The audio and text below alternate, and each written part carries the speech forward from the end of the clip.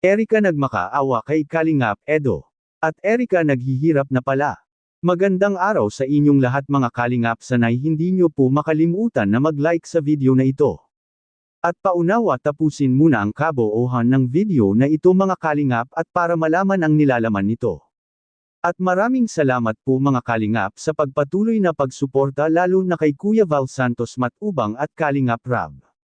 Erika biglang kinarma naghihirap na pala. Yan ang sama-sama nating malalaman mamaya mga Kalingap. Naging isang kontrobersyal ang ginawa ng lolo ni Erika mga Kalingap dahil sa nagsalita na ito patungkol kay Erika. Naginamit lang anya siya ni Erika noon na maging dahilan niya kay Kalingap Rab.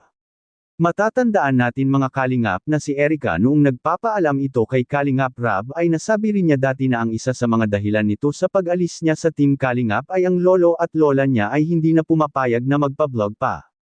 Dahil sa nahihirapan na anya siya sa kanyang pag-aaral. Ngunit kamakailan lang mga Kalingap biglang nagpa-interview si lolo at naisabi nito mga Kalingap na hindi anya siya ang totoong pumipigil kay Erika dati na hindi na magpa-vlog kay Kalingap Rab.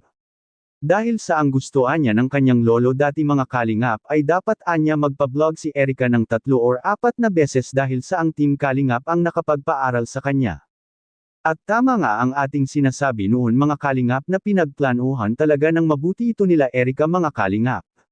Dahil sa naisabi rin ni Lolo Miguel sa kanyang isiniwalat na si Erika anya ay nadala sa mga sulsol at wala naman anyang tumutulong sa kanyang mga vlogger na iba mga Kalingap kundi ang mga sponsors na dumirikta mismo kay Erika na siyang nagpabahay nito.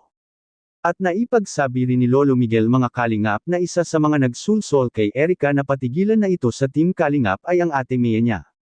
Dahil sa simula nang dumating ang ate Mea ni Erika ay panay buntot na ito at palaging sama-sama kay Erika dati mga Kalingap sa tuwing may lakad ang Team Kalingap. Kaya hindi nga nagkamali ang ilang viewers mga Kalingap na ang isa sa mga sumusulsol kay Erika na umalis ay ang ate Mea niya mga Kalingap. Dahil sa alam naman nito na may easy money na si Erika palagi dahil sa may dumiriktang sponsor sa kanya mga Kalingap. At walang iba kundi si Sir June A mga Kalingap dahil sa si Sir June A dati ang pinakamalaking bigay kay Erika mga Kalingap at ito na nga mismo ang nagbili ng lupa nila Erika mga Kalingap kaya hindi na rin malayong ito rin ang nagpapatayo ng bahay para kay Erika ngayon. Ang hindi lang nagustuhan ng karamihan mga Kalingap na sana anya ay nagtanim man lang ng utang na loob itong si Erika mga Kalingap. Kahit na hindi ito nagpapatuloy ay nagpaalam naman sana ito ng maayos kina Kalingap Rab. Katulad na lang ngayon mga Kalingap na hindi na kinaya ng lolo ni Erika ang mga isyu kaya hindi napigilan ng lolo niya na magsalita ito sa totoo. At si Erika pala talaga ang malaking sinungaling dahil sa nakahanap na ng magandang offer na nanggagaling sa kanyang mga sponsor. At napaka-kawawa ni Lolo Miguel mga Kalingap dahil sa pinapabayaan na ito ni Erika, at doon pa rin nakatira sa dati nilang bahay. Si Lolo ay makikita nating siya ay naghihirap habang ang kanyang apo naman ay nagpapakasarap mga Kalingap, nakuha pang magsinungaling kay Kalingap Rab na siya pa naman ang naging daan makaahon sa kahirapan. Anong masasabi niyo po mga Kalingap tungkol dito? Please comment and God bless you all.